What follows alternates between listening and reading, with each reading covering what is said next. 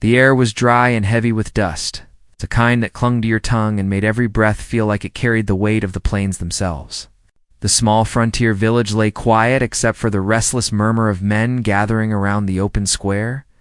Their boots scuffed against the packed dirt as they shifted in place, waiting for the moment that had drawn everyone out of their cabins and shops. In towns like these, entertainment didn't come often, and when it did, it usually carried some measure of risk. Tonight was no different. They whispered about the test, the kind of dare that made hearts race and palms sweat. "Shoot the apple off her head and she's yours," the older men had said with rough grins, voices steeped in whiskey and smoke. It was more than a challenge, it was a declaration, a game played on the edges of danger and desire. The men spoke with a tone that made it sound simple, as if a steady hand and sharp eye were all that was required. But anyone with a soul knew better. This was not just a test of skill. It was something deeper, something that carried weight far beyond the shot itself. The woman stood against the tall pine, her back straight as though she had been born to defy fear. Her eyes were hidden behind a strip of cloth, yet her stillness carried its own strength. She wore the leather and beads of her people, every tassel swaying slightly in the evening breeze. An apple rested on her head, round and red, glowing under the fading sun, like a blood moon waiting to fall. The crowd didn't see the tremor of her chest as she breathed. They only saw the spectacle. The thrill of danger dressed as sport. The man chosen to lift the pistol hesitated longer than they expected. He wasn't from here. Not truly. He had drifted into this settlement, as so many men did in those days, dusty from the trail, searching for something he hadn't yet named. He wore his hat low to shield the sun, but his eyes were sharp and alive, studying the scene with a weight the others couldn't understand. To them, it was entertainment. To him, it was something else entirely. When his hand wrapped around the cold metal of the revolver, he felt the weight of more than iron. He felt the eyes of the crowd, the breath of the woman who stood bound and blind, and something inside him shifted. He had been in plenty of tests before, games of cards, bar fights, even moments where life and death balanced on the edge of a blade. But this was different. This was no game. The men around him laughed and jeered, slapping each other's shoulders, already betting on whether he would hit the apple clean or miss his mark. Some said he would walk away with her. Others swore the night would end in blood and regret. That was the nature of this town, where justice came slower than the whiskey poured in tin cups, and where human lives were sometimes treated like coin, tossed on a table. But the longer he looked at her, the more he felt something burning in his chest. He didn't know her name. He didn't know her story. Yet there was something in the way she stood there, proud and unshaken despite the cruel trick of fate that had placed her in the line of fire. It struck him harder than any bullet ever could. For the first time in longer than he could remember, his hand trembled. The whispers grew louder around him. "What's the matter, cowboy? Don't tell us you're scared." Their voices cut sharp, goading him, daring him to prove himself. But fear wasn't what tightened his grip and stole the ease from his breath. It was something else, an ache he couldn't quite name, a feeling that told him this moment meant far more than they understood. The gun rose, steady in appearance, though his heart pounded against his ribs. The barrel lined with the apple, yet his eyes refused to stay on the fruit. They lingered on her face, on the softness of her lips pressed tight with resolve. On the way, her jaw clenched against the unknown. He thought of the lives he'd taken before, the cold necessity of survival out on the trail. But this wasn't survival. This was a choice. The wind shifted, carrying the scent of pine and smoke, and with it came the weight of decision. He could squeeze the trigger and play their game. He could risk her life for the sake of pride and possession, or he could lower the weapon and face the wrath of men who believed entertainment mattered more than mercy. Neither path was safe. Both carried consequences that would follow him like shadows across the prairie. His finger brushed against the trigger, and silence fell heavy over the square. Even the children, who had peeked from behind their mother's skirts, seemed to hold their breath. The woman's chest rose, once, then fell, a single rhythm against the crushing stillness. And in that breath, something struck him, a realization as sharp as the bullet he held. This was not about winning or losing. This was about what kind of man he was willing to be. His life had been built on choices made in moments like this, choices that carved his soul as deep as any canyon. The revolver hung there, poised, the world waiting for the thunder of the shot. The villagers leaned forward, their eyes hungry for the spectacle. The woman stood tall, blind yet unbroken, her fate balanced on the decision of a stranger whose heart warred with itself in silence. For a man like him, there was no simple path forward. If he fired true, he might win her, yet at what cost? If he refused, he risked becoming the enemy of every man who stood watching. Either way, his life would not be the same after this night. The steel of the gun gleamed in the twilight, its breath shallow, the apple burning red above her dark hair. His hand trembled once, then stilled. The moment stretched thin, ready to break, and then the sound of silence carried heavier than any gunshot. Even the horses tied to the posts shifted uneasily, sensing the tension that hung in the air. The man kept his revolver raised, eyes fixed on the apple. Though his mind was caught between the faces of the people around him and the woman bound against the tree. Time stretched in that moment, every second like a rope pulling tighter around his chest. He had known danger before, had looked death in the eye more than once, but this was different. This was not about bullets or blood, it was about choice. About something that felt larger than the dusty town square and the men who shouted for him to fire. The villagers leaned in, waiting for the crack of thunder that would split the silence. Yet in the stillness, he felt a memory rising, one that carried him back to the trails that had brought him here. He thought of the journey across the wild lands, the lonely nights under the stars, the encounters with outlaws and strangers whose trust had been worth less than a coin. He thought of the way he had learned to read people's eyes, to see what they carried inside.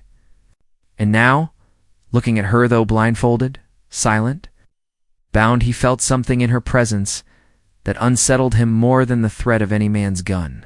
The crowd began to murmur. A voice cut through the silence, sharp with impatience. "What's the holdup, cowboy? Do it." Another followed, rough and mocking. "Ain't the first time a man's missed. If she don't make it, she don't make it. That's the game." But he wasn't sure it was a game. Not anymore. The woman stood still, her back against the pine. The apple balanced above her as though daring the fates to decide. The wind caught strands of her dark hair, moving them gently across her shoulders. He wondered what she thought behind that blindfold. Whatever her story was, it weighed heavily on him.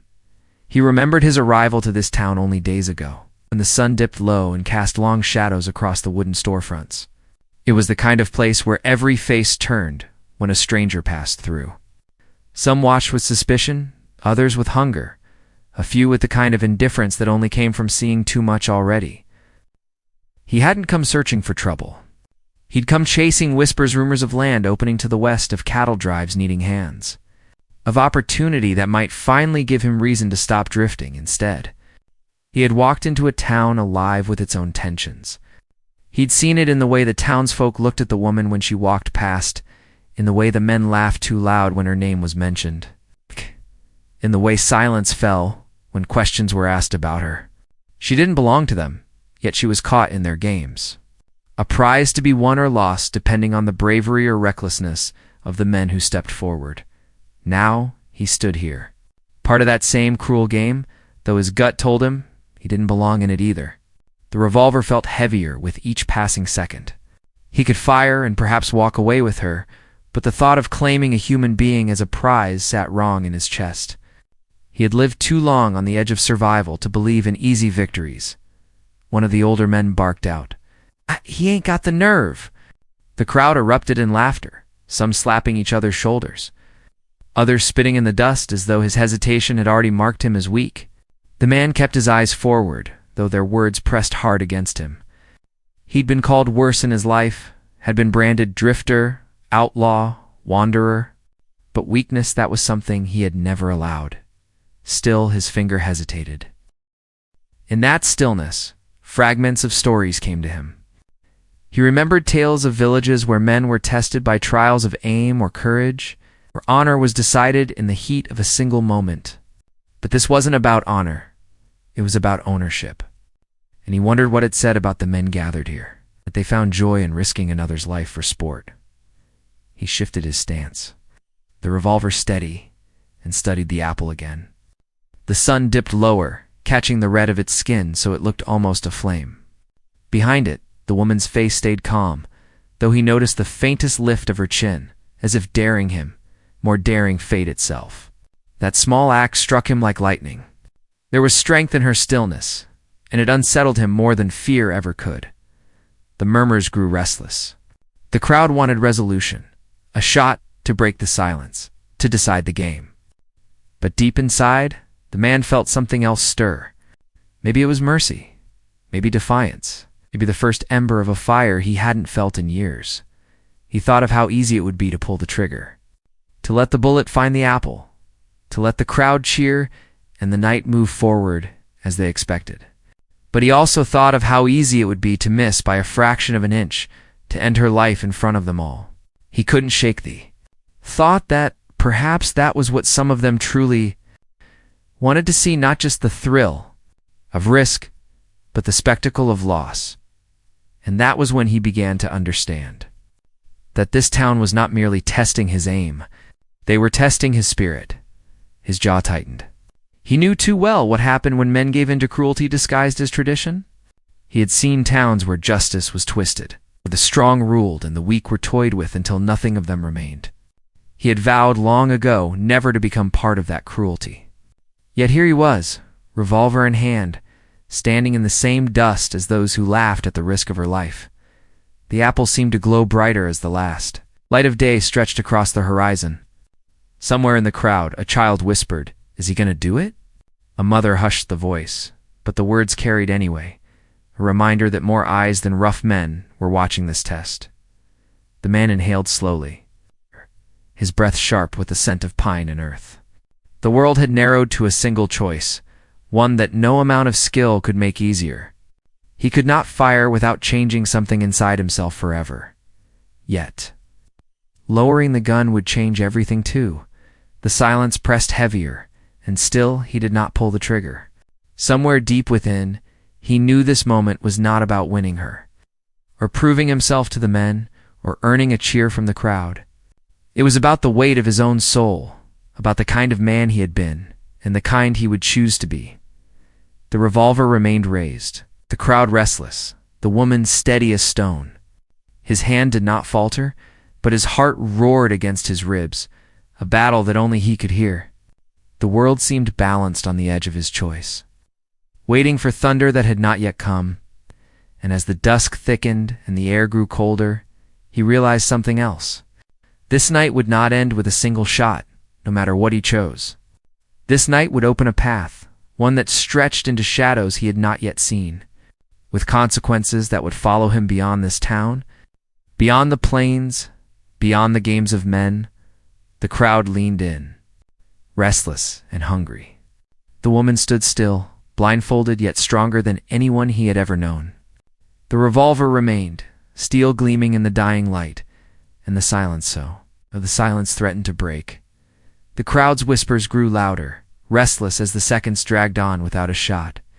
Dust swirled at the man's boots, carried by the evening wind, as though even the earth itself was impatient for what would happen next. The revolver remained steady in his grip, but the decision weighed heavier than the iron itself. Every pair of eyes in the square bore down on him, men eager for spectacle. Women torn between curiosity and fear, children wide-eyed with the thrill of danger they did not yet understand. Yet his gaze remained fixed on the woman bound to the pine, her blindfold shielding her eyes, her posture unbroken despite the cruel game. He wondered what strength it took to stand so still. Was it defiance? Resignation? Or something deeper? Something born of a spirit that refused to bend, even when forced into a corner? He felt the question cut into him like a blade, because the answer mattered. It mattered to who she was, and to who he might become if he gave in to the demands of the crowd. The older men grew impatient. One stepped forward, boots crunching against the dry earth, his voice carrying sharp and bitter. "If you can't take the shot, boy, best hand that gun to someone with the nerve. We don't waste time on cowards here." Laughter rippled through the men standing nearby, harsh and mocking. But behind their grins, there was something else. Something darker.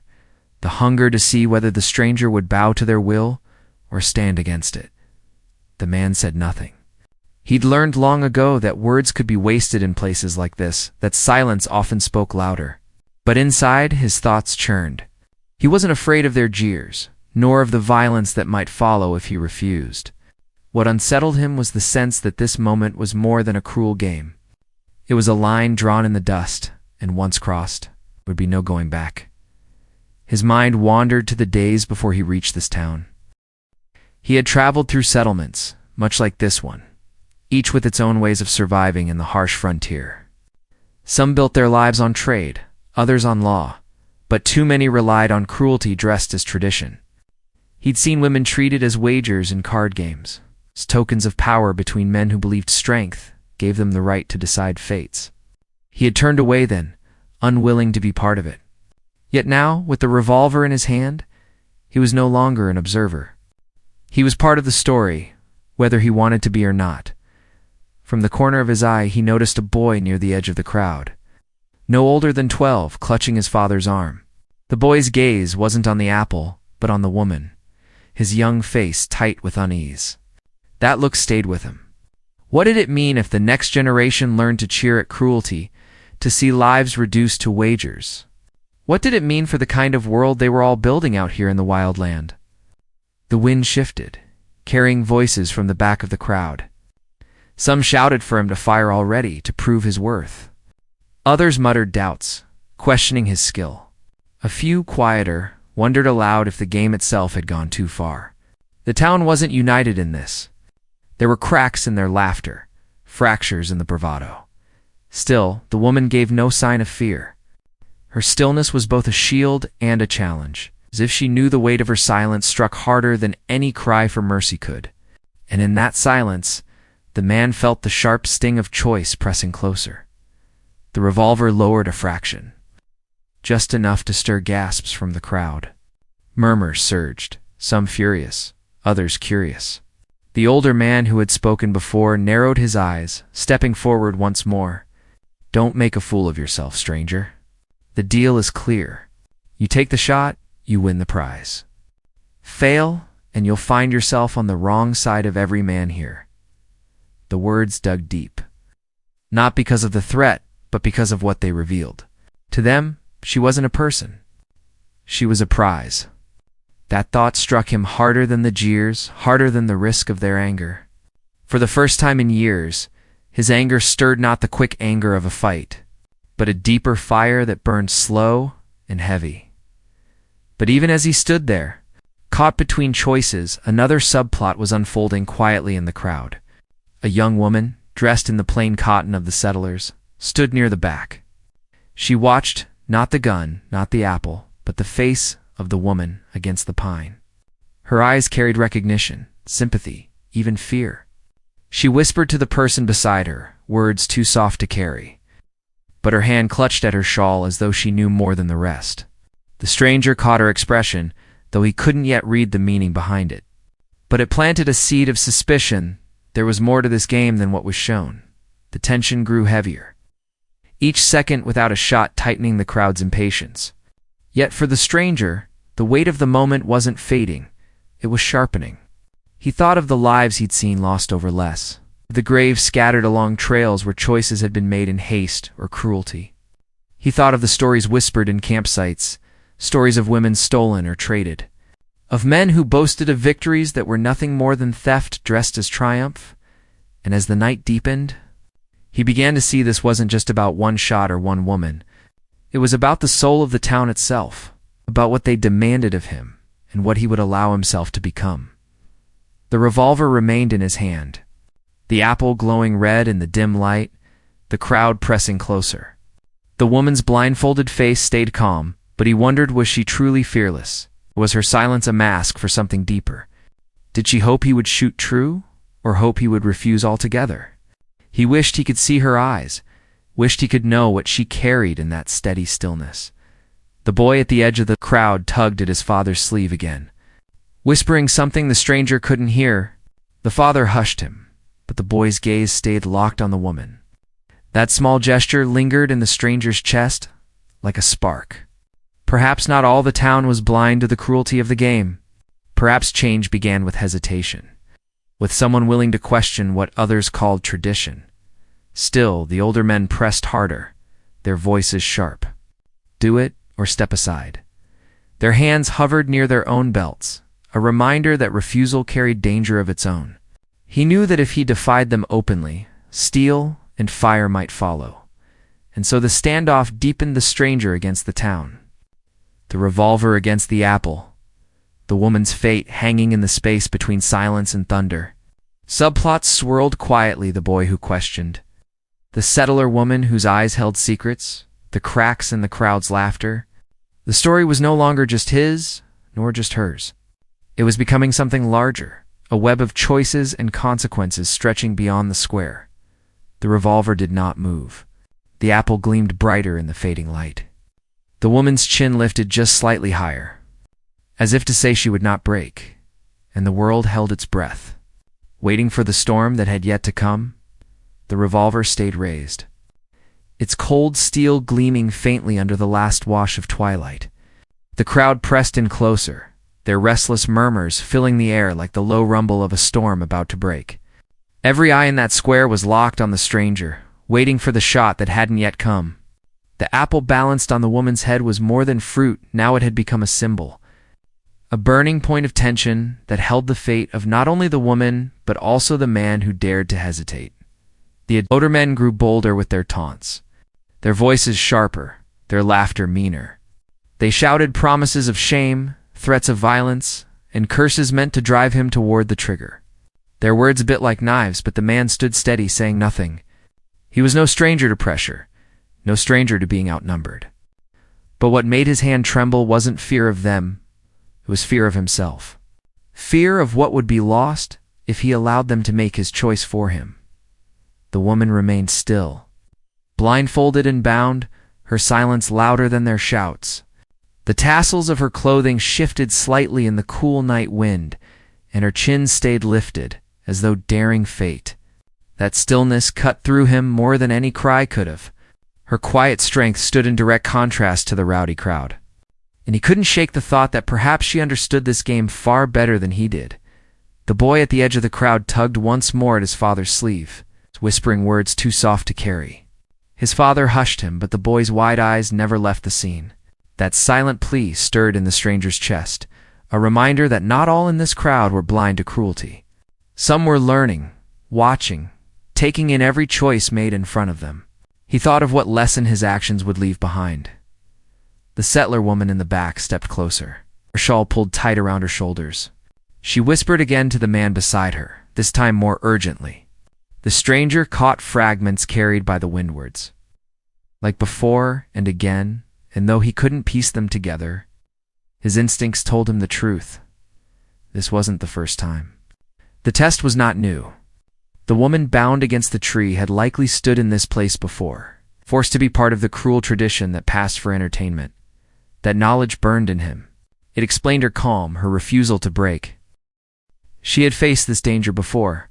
Perhaps she had watched strangers take the shot, some winning, some failing, each one walking away while she remained bound to the tree of their cruelty. The crowd began to chant now, stomping their boots in the dust, voices rising in rhythm. Shoot, shoot, shoot. The sound shook the air, a living force pressing him toward the trigger. His breath came sharp, his heart thundering in his chest. Yet with every chant, every stomp, he felt his resolve harden. He would not let them decide for him. But the danger was tightening. He noticed hands drifting near belts, fingers brushing against holsters. If he refused outright, it wouldn't end with words. Guns would clear leather, and the square would erupt in blood. And if that happened, the woman bound to the pine would pay the price long before he could reach her. The revolver stayed fixed on the apple, his finger brushing lightly against the trigger. He knew he couldn't hold this standoff forever. Time was slipping, the patience of the men burning away like oil on flame. The next breath could bring violence. Whether he fired or not, his eyes flicked once more to the woman's blindfold. Done. For the first time he imagined what lay behind it. Eyes that had seen too much already, eyes that had learned not to beg or plead, but to stand silent against the cruelty of others. That thought tightened something in his chest until it hurt. He didn't know her name, didn't know her story, but in that moment, he felt bound to her fate more strongly than to his own. The chants grew louder, echoing off the wooden buildings, rattling through the air until it seemed the whole world demanded the shot. Dust swirled higher, as though the earth itself was unsettled by what was about to unfold. The older man, who had barked before, stepped forward again, his face twisted with impatience. "Do it now, or I'll do it myself," he spat, his hand sliding openly toward the gun at his side. Gasps rippled through the crowd. The threat was no longer hidden. The game was slipping into something darker, something more dangerous than any of them had planned. The stranger knew then that he was no longer the only one holding fate in his hand. At any moment, another gun could fire, and the apple and the woman beneath it would be at risk of their cruelty. His pulse surged, a hard thrum in his throat. He had seconds, maybe less, to decide what to do. The boy at the edge of the crowd cried out suddenly, his young voice breaking through the chant. "Don't hurt her." The words rang sharp in the night, silencing the stomps and the laughter for a heartbeat. Heads turned, eyes narrowing at the interruption.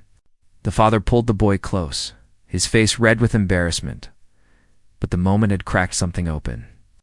The chant faltered, hesitation slipping into the crowd like a cold wind.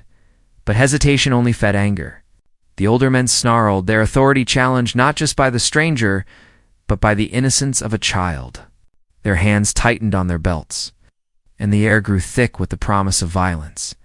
The revolver remained raised, the apple glowing in the dim light, the woman's chin lifted higher than ever. The stranger's mind raced. If he fired true, the apple would fall, and the crowd might cheer, but that would not end the cruelty. It would only feed it. If he refused, he risked a fight that might kill them both before dawn. He felt trapped between two fires, each one ready to consume him. The settler woman stepped forward now, her voice sharp, though she trembled. "Enough," she shouted. The crowd turned, startled by her boldness. "You've played this game too many times. How many more will you bind to that tree before you've had your fill?" Her words struck the air like lightning.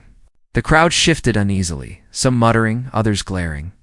The stranger's eyes locked on her, and in that instant, he understood what her earlier whispers meant.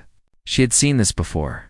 She knew the pattern, the cruelty, the endless cycle, but the older men would not back down so easily. One sneered, spitting in the dust. "Stay out of it, woman. This is tradition. Always has been." His words drew murmurs of agreement, though not as strong as before. The cracks were spreading, the crowd no longer united, the stranger's pulse quickened. The tension had reached its breaking point. The revolver trembled slightly in his hand, not from fear, but from the weight of everything pressing down at once. The apple. The woman, the crowd, the child's cry.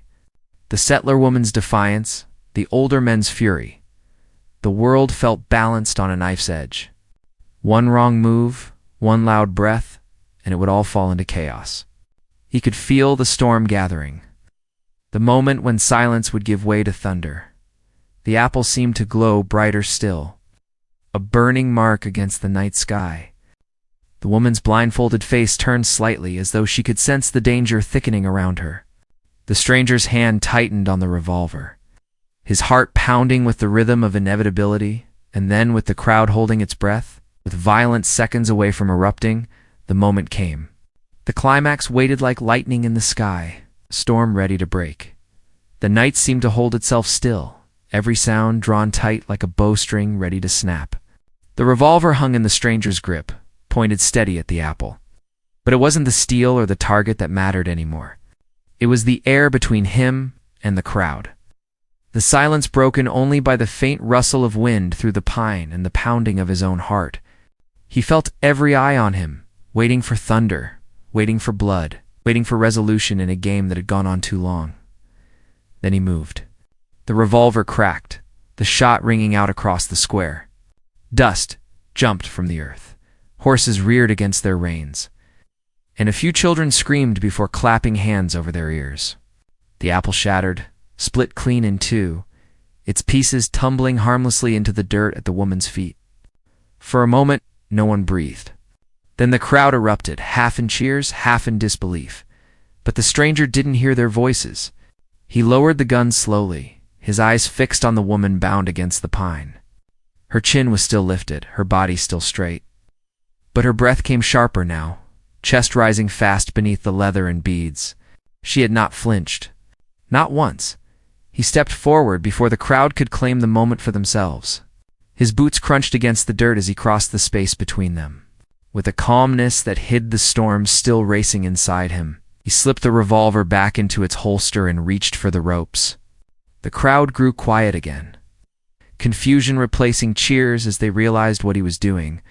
The knots gave way under his hands, rough fiber loosening until her wrists were free. The blindfold came next, falling away to reveal eyes that burned with a fire stronger than any fear. For the first time, he looked into them, and he knew what he had felt earlier had been real. There was strength there, but also sorrow born from being forced into a game she had never chosen. Gasps rippled through the villagers as he helped her step forward. Away from the pine, away from the tree that had too often been a stage for their cruel amusement. The older man who had taunted most loudly shoved his way through the crowd, face red with fury. "What do you think you're doing?" he barked. "She's the prize. You took the shot, now she's yours." The stranger turned, his voice low but sharp enough to cut the silence. "She's not a prize." He let the words hang there, heavy and final. "She's not yours to give, and she's not mine to claim." Murmurs spread quickly through the crowd, some in protest, some in agreement, others too shocked to speak at all. The boy near the edge of the gathering stared with wide eyes. His lips parted as though those words had cracked something inside him too. The settler woman with the shawl pressed a hand to her chest, relief softening her face. But the older man wouldn't let it rest. His hand went for the revolver at his side, rage boiling too hot to contain. Before he could clear leather, the stranger's hand was already on his own weapon, steel flashing in the firelight of the lanterns. The sound of the revolver cocking silenced every voice in the square. The two men stood locked, one with fury in his eyes, the other with resolve carved deep into his face. The stranger spoke again, louder now, so no one could mistake his meaning. "Your games end tonight. If you want to call it tradition, call it cruelty instead. You keep this up, it'll break this town apart, piece by piece, until there's nothing left but graves." For the first time, doubt flickered in the crowd. Men who had laughed earlier shifted uneasily. Women held their children tighter. The boy stared up at his father, waiting for him to say something. To answer the truth laid bare in the stranger's words. The older man's jaw worked, rage still twisting his features, but his hand froze. Knowing the stranger would not hesitate to fire if he drew, at last he spat in the dirt and shoved his revolver back into its holster. "You'll regret this," he muttered, voice low with bitterness. But he turned away, pushing through the crowd rather than face the steel waiting for him. The stranger lowered his own gun, the tension bleeding slowly out of his shoulders. Around him, the villagers stayed quiet, as though none of them dared to move first. The woman at his side lifted her chin higher, her eyes fierce as she looked across the crowd. For the first time, her silence wasn't forced, it was chosen. It carried more weight than any words. The settler woman stepped forward, her voice trembling but clear. "She's right. It ends tonight." Her eyes swept across the faces of the others, finding the cracks in their certainty. "How many times have you tied her there? How many times have you called it a game when it was nothing more than cruelty? We can't keep pretending this is who we are." Her words spread like sparks, catching in the hearts of those ready to listen. A few nodded, uneasy but thoughtful. Some shifted uncomfortably, unwilling to admit but unable to deny. The boy's father looked down at his son, shame flickering across his face as he realized the truth of what the child had seen. The stranger placed a steadying hand on the woman's shoulder, and she met his gaze with a strength that surprised him. For the first time, she looked less like someone bound to fate and more like someone who had claimed her own freedom. The night slowly settled, the crowd dispersing in uneasy silence. No one cheered anymore. No one stomped their boots in rhythm. Instead, they scattered back to their homes. some carrying shame, others anger, and a few the beginning of understanding. When the square was nearly empty, the woman turned to him, her voice quiet but firm. "You could have killed me." Her eyes searched his, steady and unflinching. He shook his head. "I never meant to. Not once." Her gaze softened, though only slightly. "Then why play their game at all?" He looked out across the dark horizon, where the prairie stretched endless and silent. "Sometimes you've got to step into a man's game to end it, but it's the last time I'll play it." For the first time, she smiled, though it was a small, weary thing.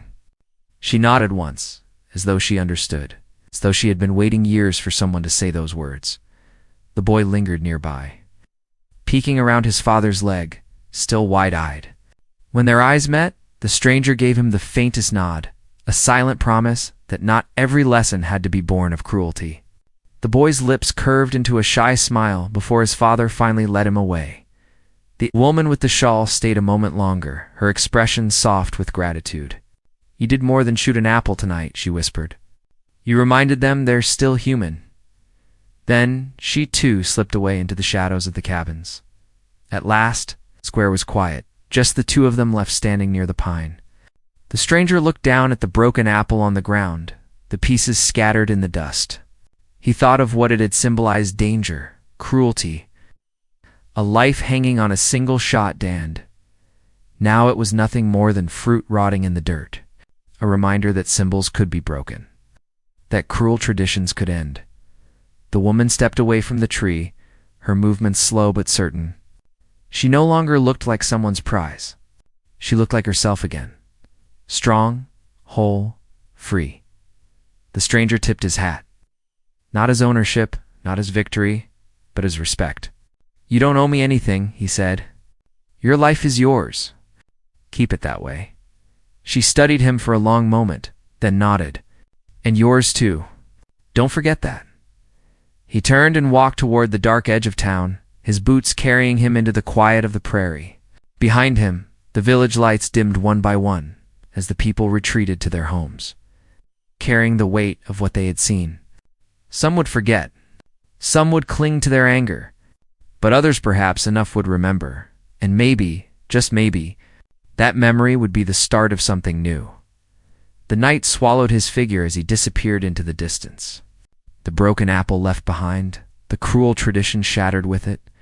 The woman watched until he was gone, then turned away herself, free at last to choose her own path. In the end, it was not the bullet that mattered. It was the choice to end cruelty. To stand against the weight of a crowd, to see another not as a prize, but as a person. And in that choice, both of them walked away with something greater than victory. They walked away with freedom.